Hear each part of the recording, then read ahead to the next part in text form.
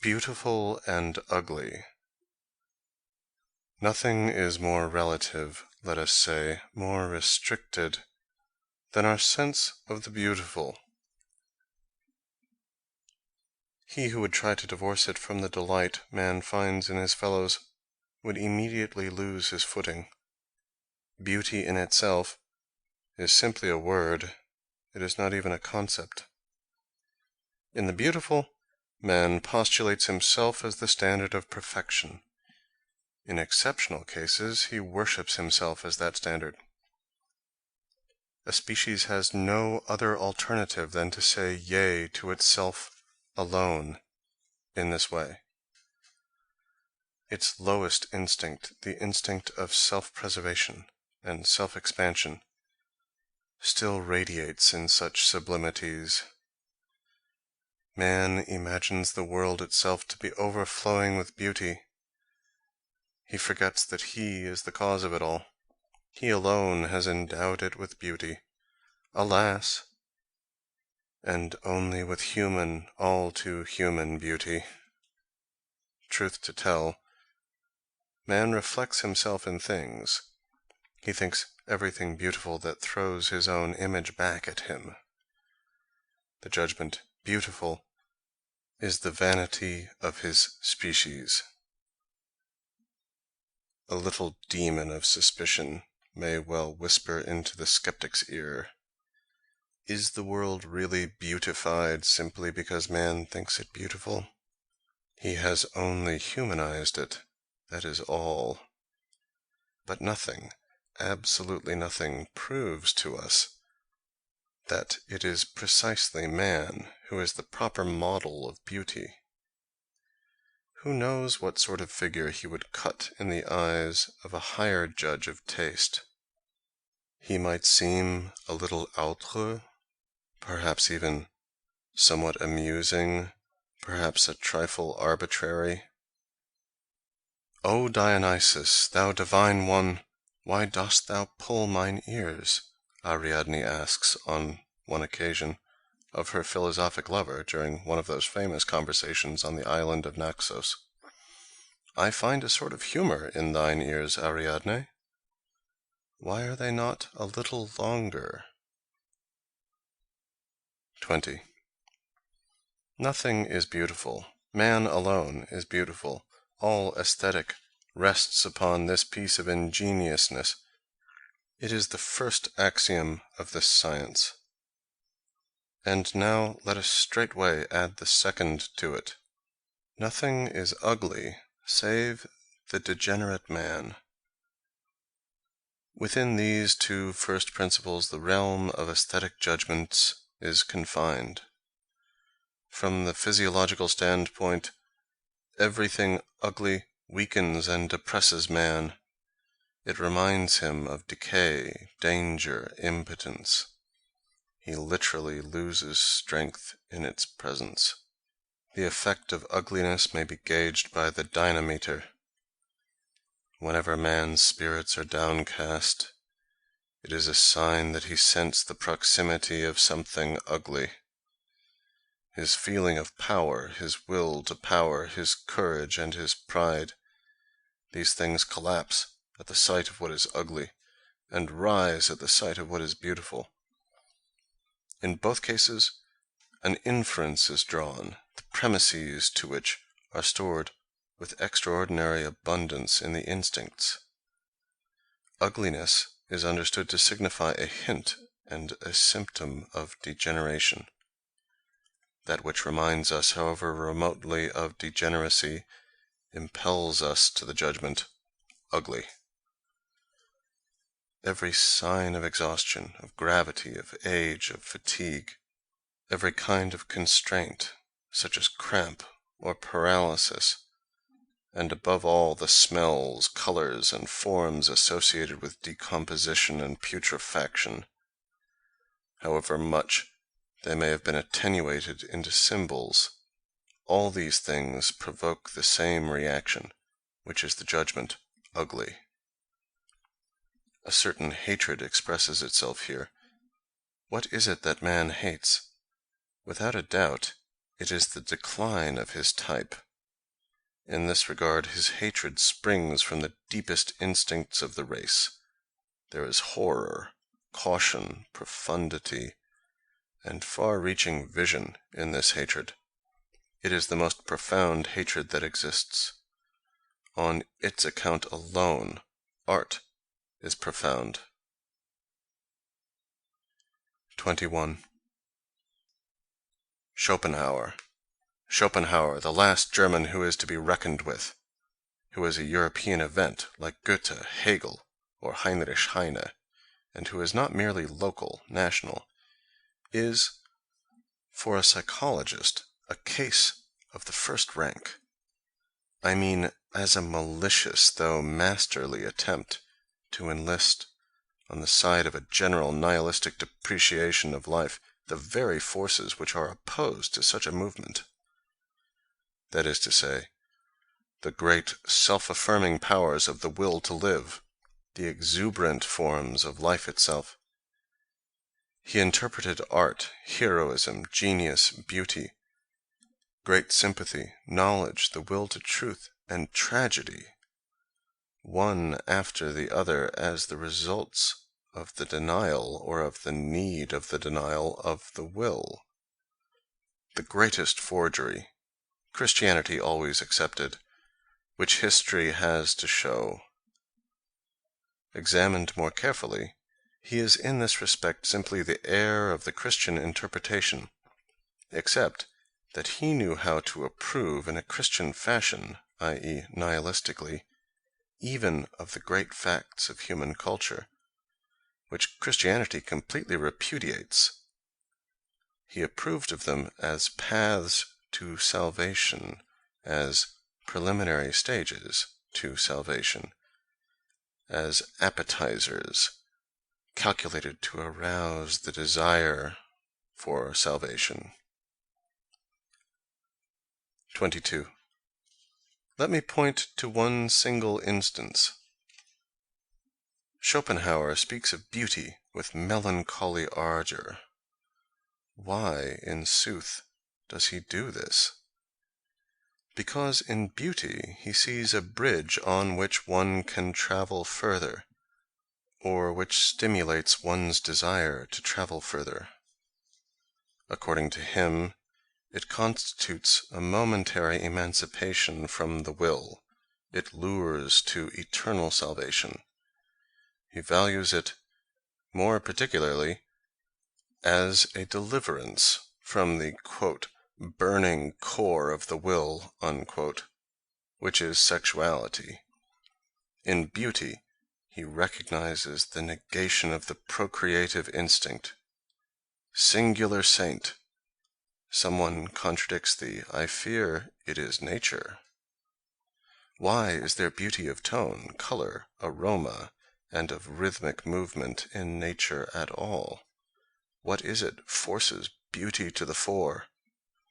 Fortunately, too, a certain philosopher contradicts him, no less an authority than the divine Plato himself, thus does Schopenhauer call him, upholds another proposition, that all beauty lures to procreation, that this, precisely, is the chief characteristic of its effect.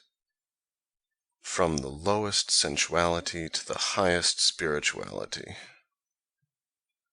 23. Plato goes further, with an innocence for which a man must be Greek and not Christian. He says that there would be no such thing as Platonic philosophy if there were not such beautiful boys in Athens. It was the sight of them alone that set the soul of the philosopher reeling with erotic passion, and allowed it no rest until it had planted the seeds of all lofty things in a soil so beautiful. He was also a singular saint. One scarcely believes one's ears, even supposing one believes Plato.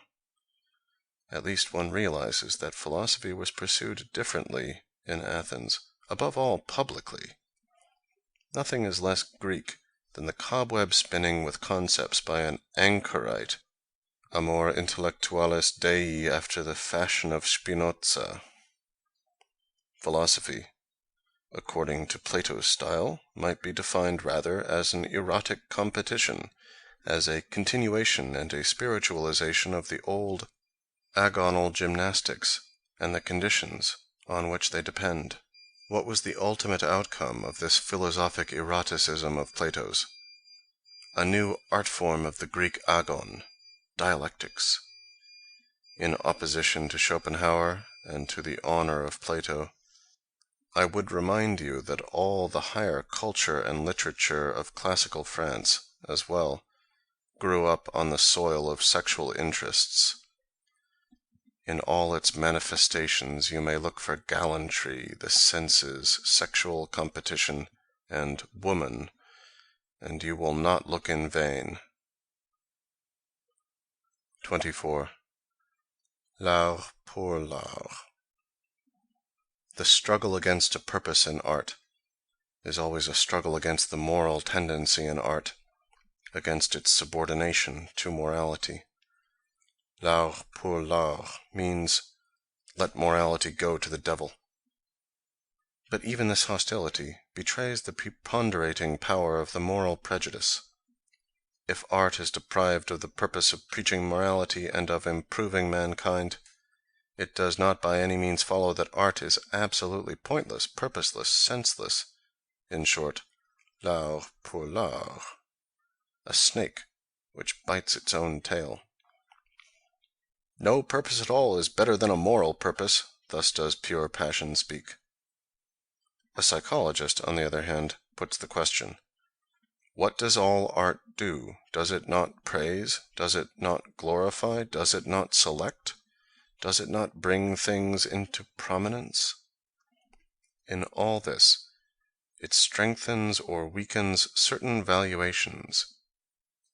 Is this only a secondary matter, an accident, something in which the artist's instinct has no share? Or is it not rather the very prerequisite which enables the artist to accomplish something? Is his most fundamental instinct concerned with art? Is it not rather concerned with the purpose of art, with life, with a certain desirable kind of life? Art is the great stimulus to life.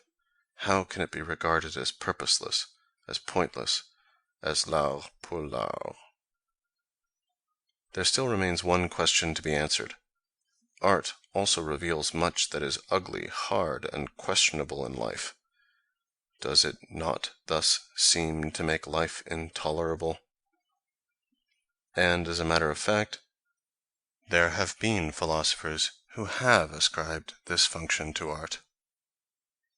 According to Schopenhauer's doctrine, the general object of art was to free one from the will, and what he honored as the great utility of tragedy was that it made people more resigned. But this, as I've already shown, is a pessimistic standpoint. It is the evil eye. The artist himself must be appealed to. What is it that the soul of the tragic artist communicates to others? Is it not precisely his fearless attitude towards that which is terrible and questionable? This attitude is in itself a highly desirable one. He who has once experienced it honors it above everything else. He communicates it. He must communicate, provided he is an artist and a genius in the art of communication, a courageous and free spirit in the presence of a mighty foe, in the presence of a sublime misfortune, and face to face with a problem that inspires horror. This is the triumphant attitude which the tragic artist selects, and which he glorifies. The martial elements in our soul celebrate their Saturnalia in tragedy. He who is used to suffering, he who looks out for suffering, the heroic man, extols his existence by means of tragedy.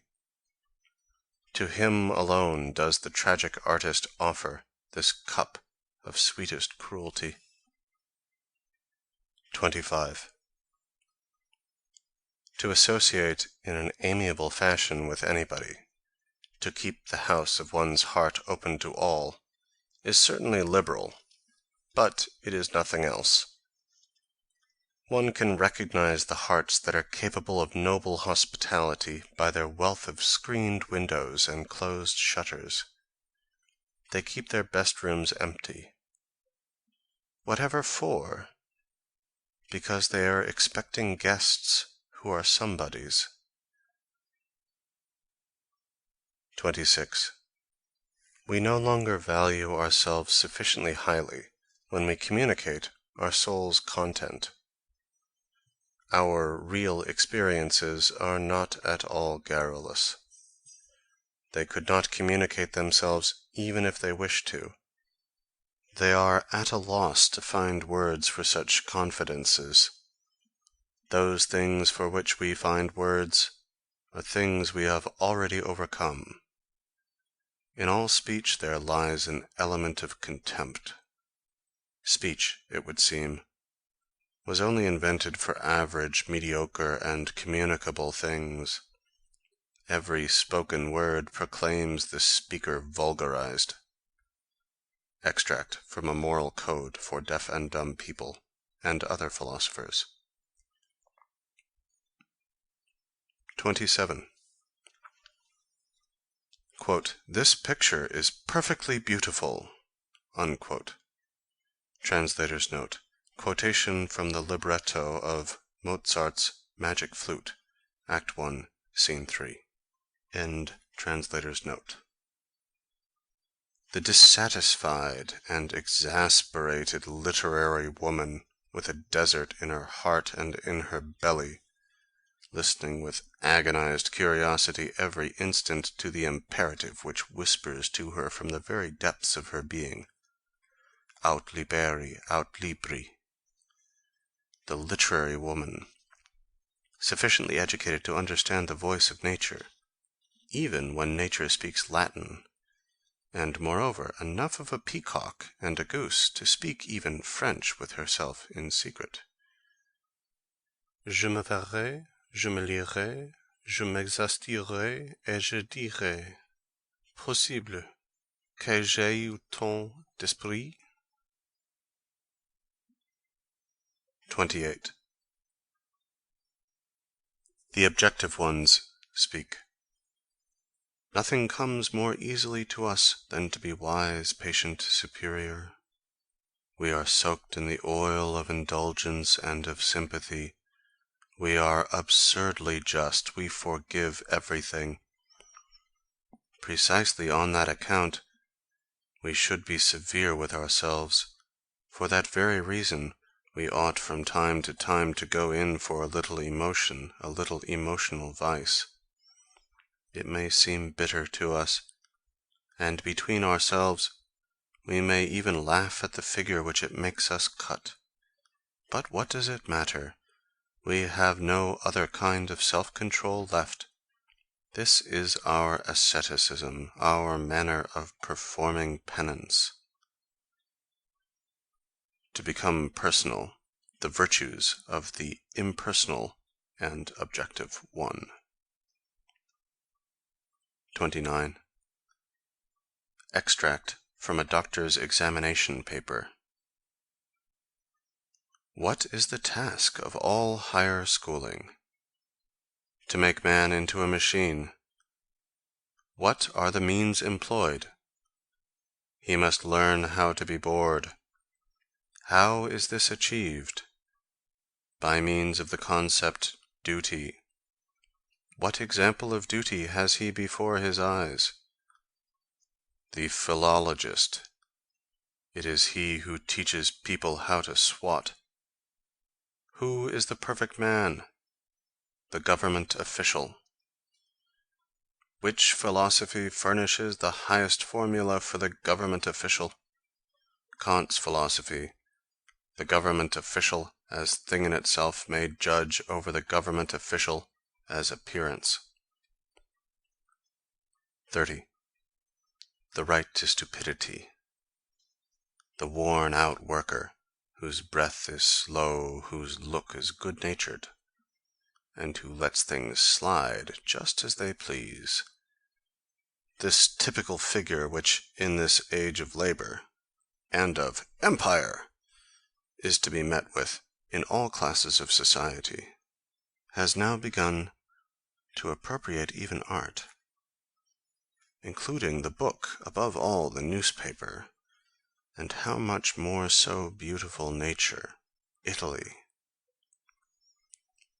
This man of the evening, with his savage instincts lulled, as Faust has it, needs his summer holiday, his sea baths, his glacier, his Beirut. In such ages, art has the right to be purely foolish, as a sort of vacation for spirit, wit, and sentiment. Wagner understood this. Pure foolishness is a pick-me-up. 31. Yet another problem of diet. The means with which Julius Caesar preserved himself against sickness and headaches, heavy marches, the simplest mode of living, uninterrupted sojourns in the open air, continual hardships. Generally speaking, these are the self-preservative and self-defensive measures against the extreme vulnerability of those subtle machines working at the highest pressure, which are called geniuses. 32. The immoralist speaks. Nothing is more distasteful to true philosophers than man when he begins to wish. If they see man only at his deeds, if they see this bravest, craftiest, and most enduring of animals even inextricably entangled in disaster, how admirable he then appears to them! They even encourage him. But true philosophers despise the man who wishes, as also the desirable man, and all the desiderata and ideals of man in general. If a philosopher could be a nihilist, he would be one, for he finds only nonentity behind all human ideals, or not even nonentity, but vileness, absurdity, sickness, cowardice, fatigue, and all sorts of dregs from out the quaffed goblets of his life. How is it that man, who as a reality is so estimable, ceases from deserving respect the moment he begins to desire? Must he pay for being so perfect as a reality? Must he make up for his deeds, for the tension of spirit and will which underlies all his deeds, by an eclipse of his power in matters of the imagination and in absurdity? Hitherto, the history of his desires has been the partie honteuse of mankind. One should take care not to read too deeply in this history. That which justifies man is his reality. It will justify him to all eternity. How much more valuable is a real man than any other man who is merely the phantom of desires, of dreams, of stinks, and of lies, than any kind of ideal man. And the ideal man alone is what the philosopher cannot abide. 33. The natural value of egoism. Selfishness has as much value as the physiological value of him who practices it. Its worth may be great, or it may be worthless and contemptible. Every individual may be classified according to whether he represents the ascending or the descending line of life. When this is decided, a canon is obtained by means of which the value of his selfishness may be determined. If he represent the ascending line of life, his value is of course extraordinary, and for the sake of the collective life which in him makes one step forward, the concern about his maintenance, about procuring his optimum of conditions, may even be extreme. The human unit, the individual, as the people and the philosopher have always understood him, is certainly an error. He is nothing in himself, no atom, no link in the chain, no mere heritage from the past. He represents the whole direct line of mankind up to his own life. If he represent declining development, decay, chronic degeneration, sickness, illnesses are, on the whole, already the outcome of decline, and not the cause thereof. He is of little worth, and the purest equity would have him take away as little as possible from those who are lucky strokes of nature. He is then only a parasite upon them. 34. The Christian and the Anarchist. When the anarchist, as the mouthpiece of the decaying strata of society, raises his voice in splendid indignation for right, justice, equal rights, he is only groaning under the burden of his ignorance, which cannot understand why he actually suffers, what his poverty consists of, the poverty of life. An instinct of causality is active in him. Someone must be responsible for his being so ill at ease. His splendid indignation alone relieves him somewhat. It is a pleasure for all poor devils to grumble. It gives them a little intoxicating sensation of power. The very act of complaining, the mere fact that one bewails one's lot, may lend such a charm to life that on that account alone one is ready to endure it. There is a small dose of revenge in every lamentation. One casts one's affections, and, under certain circumstances, even one's baseness, in the teeth of those who are different, as if their condition were an injustice, an iniquitous privilege. Since I am a blackguard, you ought to be one too. It is upon such reasoning that revolutions are based. To bewail one's lot is always despicable. It is always the outcome of weakness. Whether one ascribes one's afflictions to others or to one's self, it is all the same. The socialist does the former, the Christian, for instance, does the latter. That which is common to both attitudes, or rather, that which is equally ignoble in them both, is the fact that somebody must be to blame if one suffers. In short, that the sufferer drugs himself with the honey of revenge to allay his anguish. The objects towards which this lust of vengeance, like a lust of pleasure, are directed, are purely accidental causes. In all directions the sufferer finds reasons for cooling his petty passion for revenge. If he is a Christian, I repeat, he finds these reasons in himself. The Christian and the anarchist both are decadents.